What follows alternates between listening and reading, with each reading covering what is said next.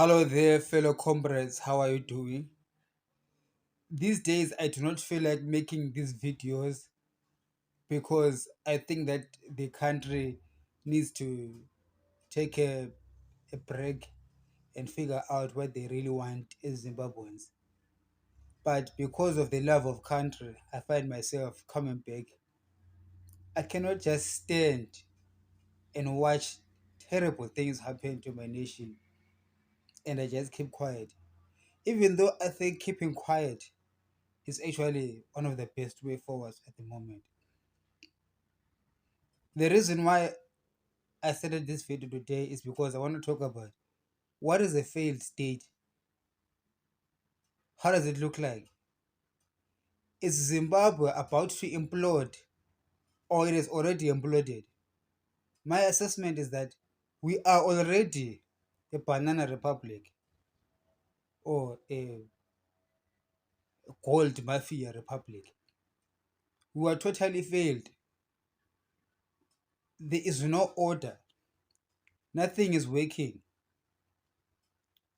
I don't know if we have got uh, I do not know what the cabinet is doing in Zimbabwe.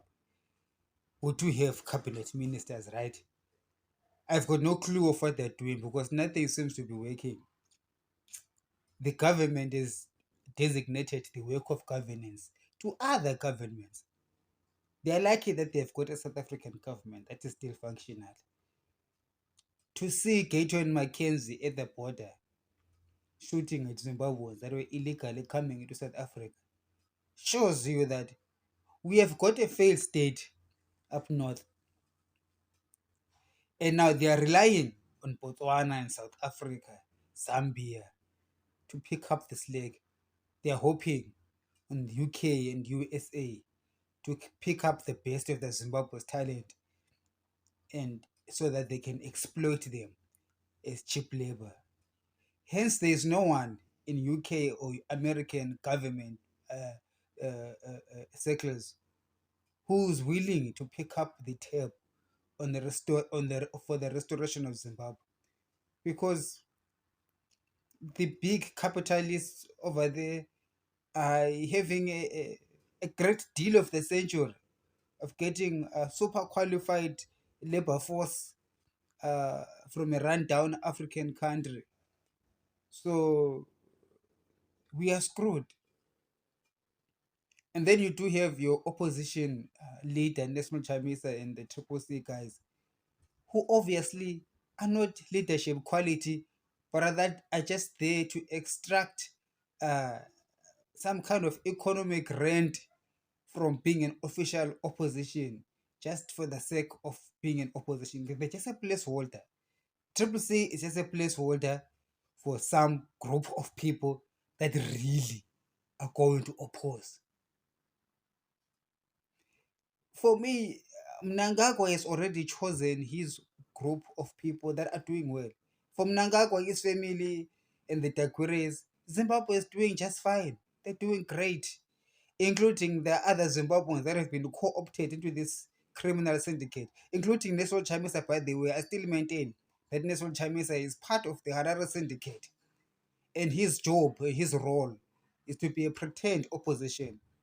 That is why he legitimized last year's unholy elections that gave Mnangagwa another 5-year term. And he never challenged it in court, and he never did anything that proves beyond reasonable doubt that he's an opposition leader that is leading people that are hurtful with the situation in Zimbabwe. Nelson Chamisa represents to me an an opportunist young man who's now becoming an old man, who believes that the pain of the Zimbabweans is something that can be harnessed and used at the table of of of uh, of rent extraction from the elite who are running the Zimbabwe nation. So we are a failed state. If you want to know how a failed state looks like, look at Zimbabwe. Because a failed state, it still runs, still has a government, it still have a president, But for all intents and purposes, it is no longer serving the interest of the people or doing the actual job that it is supposed to do as a normal state. That's what it is with Zimbabwe. It's not about to fall. It's not about to implode. It already failed. It has already imploded a long time ago. What we're seeing is a carcass of a nation. It still exists because of geography. Okay. The geography of Zimbabwe cannot die. The country is still geographically uh, there. So that's what it is. If it was possible that the geography of Zimbabwe can be rolled up and stolen, I'm telling you, Nagago will take their land and go bank it in Malaysia. There will be just a deep hole in the middle. Understand? But that obviously that is a physical impossibility. But if it were possible, Mnangagwa and ZANU-PF regime would have already stolen the country. There will be no physical country to call Zimbabwe anymore. But they have got limitations. So this is how a failed state looks like. A president like Emerson Mnangagwa, who has got no clue of what he is doing, does not understand what his job entails. His only view or his focus is on the gold mines that are now been killing people. We had a mine that collapsed a few months ago, another one that collapsed last week, and it doesn't seem to have a firm handle of the situation. I heard him last year speak about the mining industry having reached $12 billion status. I mean, what's the use of having a $12 billion mining industry when it is not beneficial to anybody in the country? So these guys are hardcore criminals who believe that because they've got political power, they can use it to do whatever it is that they want to do and undermine the living, the the rights of everyone else because they tell themselves that who can stop us? They too have the political power, the political legitimacy that was freely handed to them by Nelson Chamisa and the useless Triple C by participating in election that they were not supposed to participate in the first place. And after participating in them, they allowed ED to carry on ruling illegally. And the international community itself, I mean, the Americans and the British, you must understand that in the world, we have got a political class. Not just looking at countries fighting against other countries or competing against each other, but we do have a political class made up of politicians from most countries who are in collusion against all of us. So the collusion of the American politician, the British politician, intersecting with the Harare politicians is colluding against us. So even though Mnangagwa is illegitimate, he knows that the Americans and the British won't do anything about it because they have got an a, a strange benefit. It is immoral for the Americans and the British to hope and pray that ZANU-PF will stay in power so that they can extract cheap labor from Zimbabweans. It is legal, but to me, very immoral what they are allowing to happen in Zimbabwe. How the United Nations actually accepts the presidency of Zimbabwe as if nothing is wrong.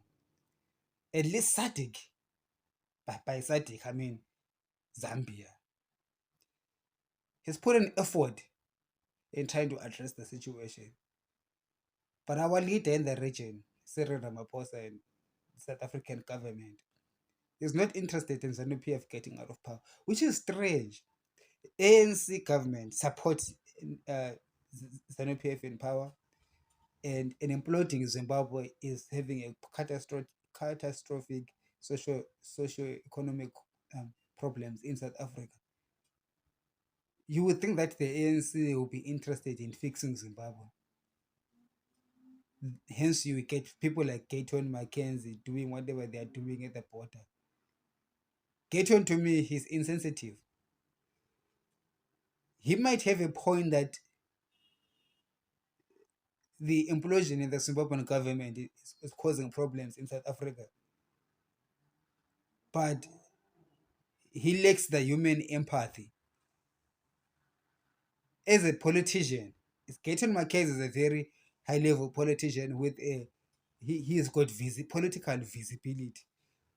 Therefore, I think for him to go down to the lower class, to the poor, marginalized Zimbabweans who are crossing illegally, not because they want to be criminals in South Africa, but because we all know that there's better economic opportunities in South Africa than in Zimbabwe because of the failed state of Zimbabwe. So Gayton, for him to go and attack the poor people at the bottom, to me, is not the right thing to do. He has got political clout. He should be attacking Idim Nangagwa. Gayton must be phoning Nangagwa, or or rather engaging his fellow comrades in the ANC or in the South African government, pushing for the change politically in the higher places, if he indeed has got a heart to get South Africa cleaned of the foreigners that he says are a big problem in South Africa. But of course, one would say he does it for political optics, to get votes or to appear to the South African voters that he's doing something. But in reality, he's not doing anything. They were just there for cosmetics, for camera work.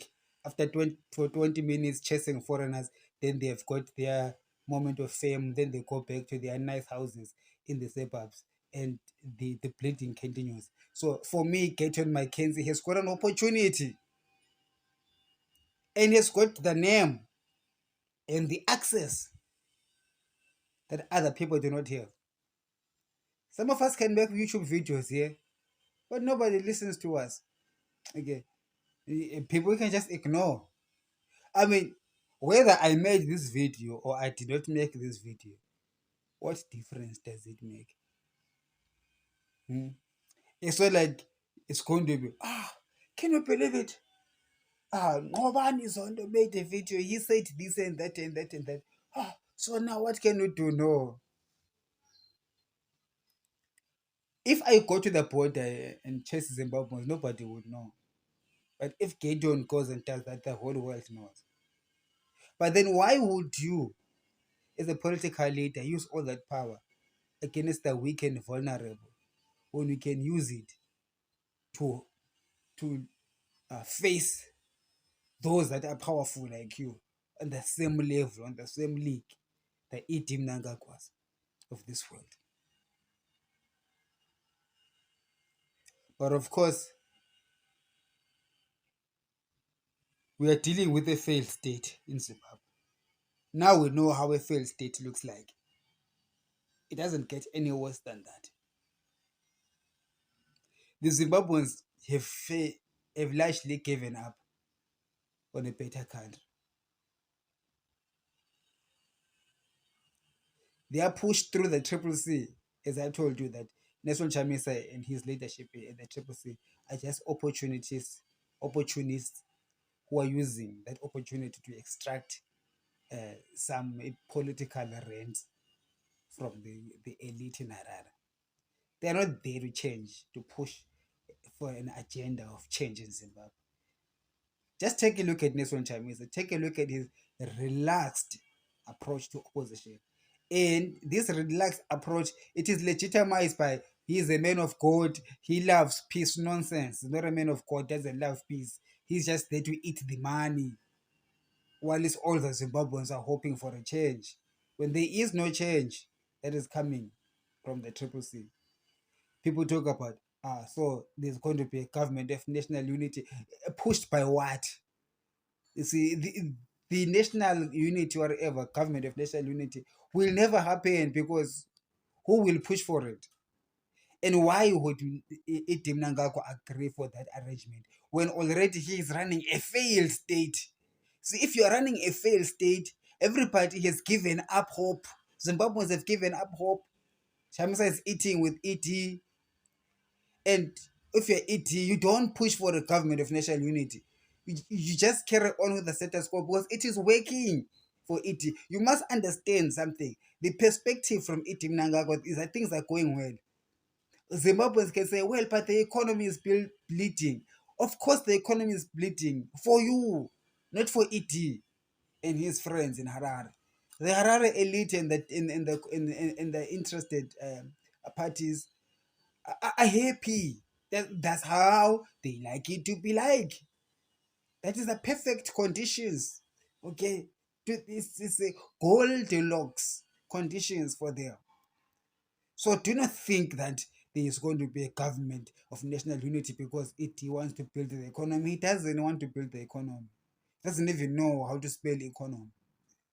So let's not get hyped up and thinking that Nelson Chamisa and other people are pushing for a government of national unity. All of those things are said to push time, to buy time. I always say in this channel that Zimbabweans don't understand that all the happenings in Harare politics is all about pushing time to give you what I call hopium, which is a drug of hope, false hope. When the people that feed you hope with hopium, ZANU-PF and Triple C, know very well that they've got no intention of government of national unity. Chamisa is not ready to be president. He doesn't even want to be president. He wants to be a leader of the opposition. That's what he wants. And he has achieved it. And he is doing well. You know,